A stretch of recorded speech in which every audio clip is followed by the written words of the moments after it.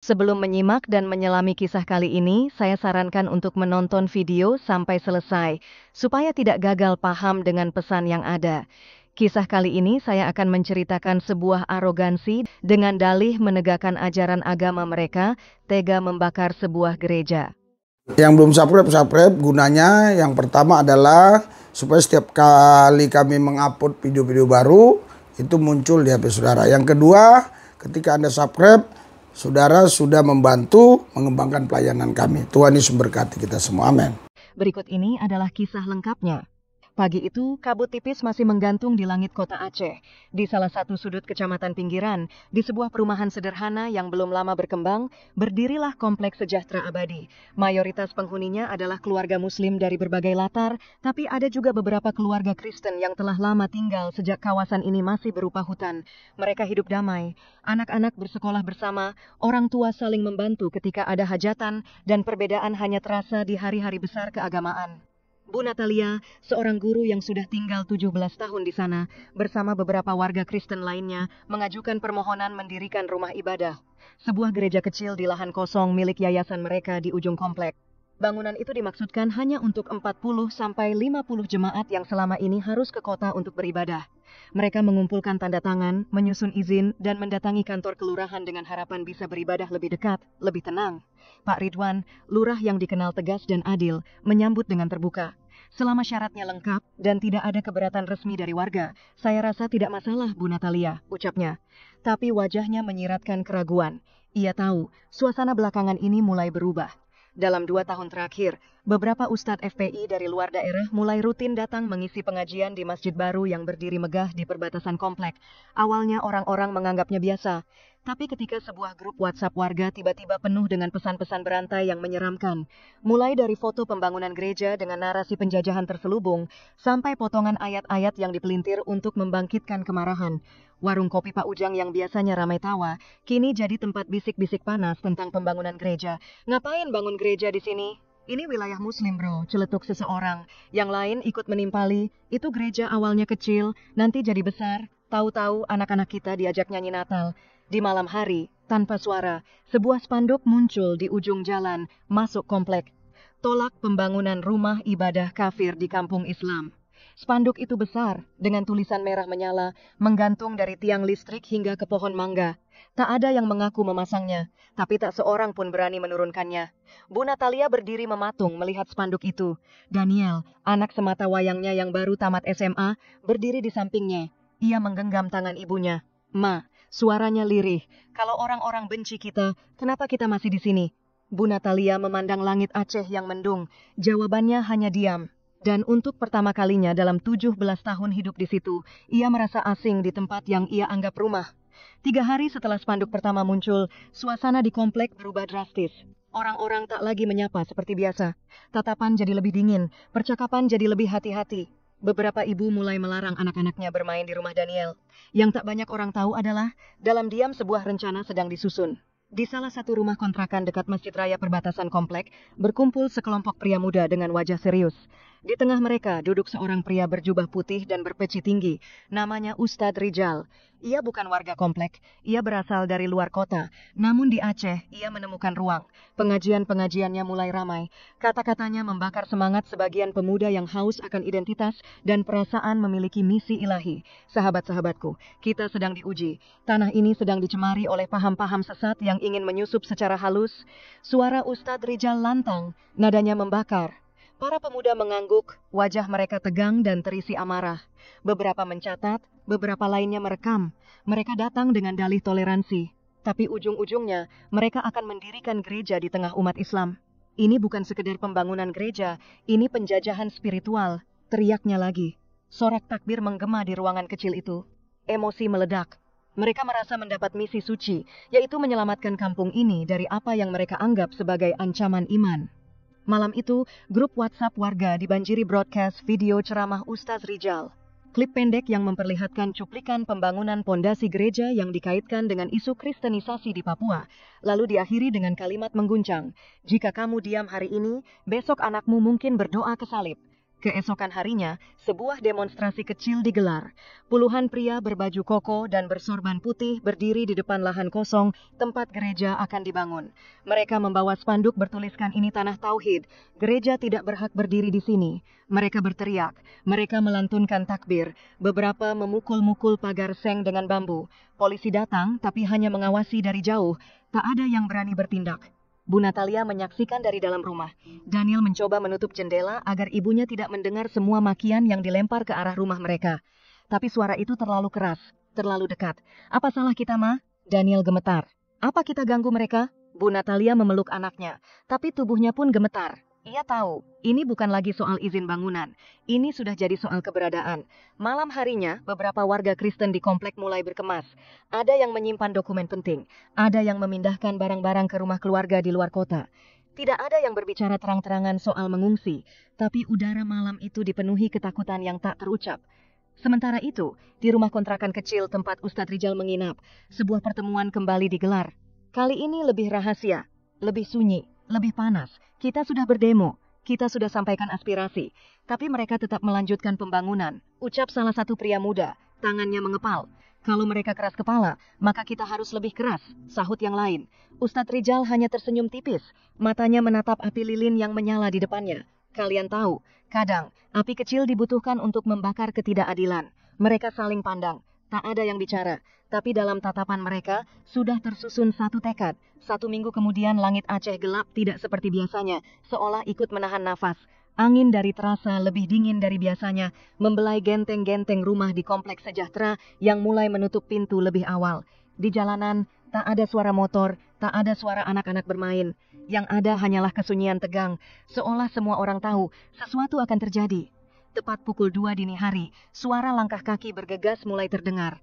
Belasan pria berpakaian gelap berkumpul di ujung komplek.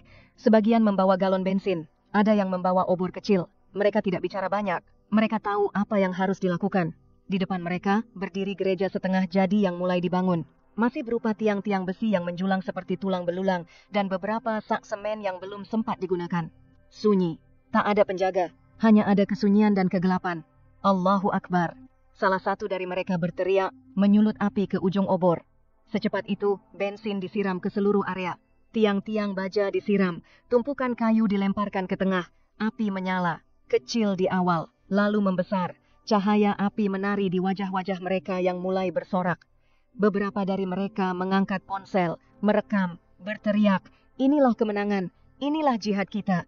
Mereka tertawa, ada yang menangis haru, ada pula yang sujud syukur di atas aspal. Dalam kepala mereka, mereka baru saja menyelamatkan agama. Dalam hati mereka, mereka merasa telah menegakkan keadilan Tuhan. Namun, di seberang jalan, dalam bayang-bayang pagar rumah, berdiri seorang bocah laki-laki kecil bernama Dimas, umur 8 tahun. Ia ada, anak dari pasangan Kristen, yang rumahnya hanya 2 blok dari lokasi kejadian. Ia terbangun karena suara keributan dan diam-diam mengintip dari sela pagar. Mata Dimas membelalak. Ia melihat api. Ia mendengar teriakan, tapi yang paling ia ingat adalah kalimat seorang pria muda yang berdiri paling depan dengan sorban putih dan wajah penuh semangat. Hari ini kita bakar gereja mereka, besok kita bakar keyakinan mereka. Dimas tidak mengerti maksudnya, tapi ia merasa takut. Ia berlari memeluk ibunya dan tak berkata apapun hingga pagi. Hari-hari setelah kebakaran itu terasa berat. Udara Aceh yang biasanya hangat dan lembab kini serasa lebih pengap. Kompleks sejahtera berubah menjadi kawasan hening, tapi bukan hening karena damai, tetapi hening karena takut, karena luka, dan karena keheningan adalah satu-satunya perlindungan yang tersisa bagi mereka yang merasa terancam. Gereja yang belum sempat berdiri kini tinggal puing hangus dan rangka baja yang membatu seperti tulang-tulang patah. Tapi luka terbesar bukan pada tanah itu. Luka itu kini tertanam di hati manusia. Natalia tidak pernah kembali ke sekolah tempat ia mengajar. Setiap kali melewati jalan menuju sekolah, ia melihat sisa hitam di tanah itu dan mendengar kembali dalam kepalanya suara teriakan yang menyebutnya kafir, sesat, musuh agama. Daniel berhenti berbicara. Sejak malam itu, ia hanya banyak menatap kosong ke layar ponselnya, menyaksikan komentar-komentar di video viral pembakaran itu. Sementara itu, para pelaku masih belum ditangkap. Polisi mengatakan mereka masih dalam penyelidikan, tapi kabar dari warga menyebut bahwa sebagian dari mereka justru semakin aktif berdakwah di beberapa tempat lain. Bahkan ada yang diundang sebagai pembicara dengan tema melindungi akidah di tengah fitnah modern. Ironi itu mencambuk keras hati beberapa warga Muslim moderat. Beberapa dari mereka mulai gelisah. Pak Hendra, kepala RT yang dari awal menolak ikut-ikutan, akhirnya bicara di forum warga. Suaranya berat, penuh rasa bersalah. Kita pikir kita membela Tuhan, tapi bagaimana kalau yang kita lukai justru kemanusiaan? Apa Tuhan ridho kalau yang terbakar bukan hanya bangunan, tapi juga harapan dan hati orang-orang tak bersalah? Forum itu sunyi, tak ada yang menjawab. Sebagian mulai menunduk, sebagian tetap diam dalam keyakinan. Namun suara-suara lain mulai muncul. Di media sosial, muncul video tanggapan dari tokoh lintas agama, dari pemuda-pemuda Muslim yang menyayangkan kekerasan atas nama iman, dari mantan aktivis garis keras yang kini bicara tentang bahaya fanatisme buta. 2 minggu kemudian, Bu Natalia dan Daniel memutuskan pindah. Bukan karena menyerah, tetapi karena mereka tahu tempat yang sudah kehilangan nurani tidak lagi layak disebut rumah. Sebelum pergi, Daniel sempat berdiri di depan bekas gereja mereka. Ia menunduk, lalu menancapkan salib kecil dari kayu di tanah yang sudah menghitam. Bukan untuk memprovokasi, tapi sebagai pengingat bahwa suatu hari, tempat ini pernah punya harapan, pernah punya cahaya, dan pernah dihancurkan. Bukan oleh badai, bukan oleh gempa, tetapi oleh manusia yang merasa sedang menegakkan Tuhan, padahal sedang menginjak sesama manusia. Yang luar biasanya kami ya, ibadahnya di gereja tanpa tembok. Dah, salam saudara babu sekalian. Kita sudah sampai gereja tanpa tembok 1000 pintu ya. Dulunya mereka ini tidak percaya Bandike Darme Bayo. Sekarang mereka puji Tuhan bisa percaya Yesus luar biasa ya. Oke ya, kita sudah sampai gereja tanpa tembok 1000 pintu. Ya, ketika Adam dan Hawa ya makan buah yang dilarang, jadi buah yang dimakan itu, saudara, itu mengalir ke darah, menjadi darah. Semua makanan yang kita makan ini, sebagian ini menjadi darah. Ya, jadi saudara saya kasih, makanya saudara, pertama kali yang dihancurkan setan adalah darah. Ya, ketika Adam dan Hawa jatuh dalam dosa, darahnya sudah tercemari. Darahnya sudah tercemari. Iya. Makanya saudara, agama tidak mungkin bisa menyelesaikan. Yang bisa menyelesaikan adalah darah. Karena darah sudah najis, darah sudah rusak karena dosa, harus dibersihkan oleh darah lagi. Itu sebabnya darah Yesus tertumpah di atas Golgota untuk menyucikan darah manusia yang berdosa. Berikan sorak-sorai buat Tuhan. Haleluya. Haleluya. Haleluya. Itu sebabnya orang percaya Yesus dengan orang beragama beda. Orang beragama belum tentu dia percaya Yesus. Ya, orang percaya Yesus pasti dia punya darah Yesus. Haleluya. Ah, darah Yesus ini saudara, ini berkuasa. Ya, ini berkuasa. Untuk apa? Untuk menyucikan kita dari segala dosa-dosa. Yang kedua, darah Yesus ini berkuasa. Untuk apa? Untuk memperdamaikan kita dengan Allah itu sendiri. Tidak ada anak kecil. Ya. Ya, cepat-cepat dia jalan ya. Kita bagi makanan dulu. Yang punya anak kecil, udah jalan-jalan terus ya. Jalan ya. Oh ya, air, tenang. Bentar bagi makanan dulu Bu ya. Air ada 3 kan? Duduk dulu aja Bu. Kalau Jalan-jalan Bu. Bentar kita doain. Kasih airnya. Baik. Tahu suruh dajul 2. Nah, ini saudara luar biasa juga. Ini seringkali ya diintimidasi, dilarang, bahkan pernah juga didatangi kami ya dengan orang yang membawa sajam ya.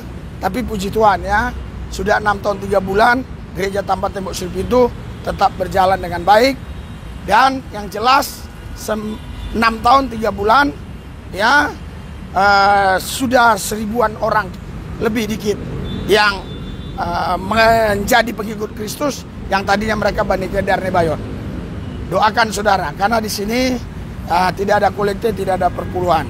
Kita kasih makanan rohani jasmani dan kita kasih juga obat-obatan, kita kasih juga mereka susu. Oke, kita doa ya. Tuhan Yesus, terima kasih mereka-mereka yang sudah mendukung Gereja Tambah Tebus Ripidu. Tuhan berkati berlipat kali ganda. Begitu juga kelompok intoleran, kelompok kadrun, radikalis kanan, kaum kadrun, kami patahkan dalam nama Yesus kuasanya. Berkati yang sudah berkati, yang belum berkati Tuhan berkati, di lain waktu mereka berkati. Dalam nama Yesus yang kudus kami berdoa mengucap syukur, haleluya. Amin.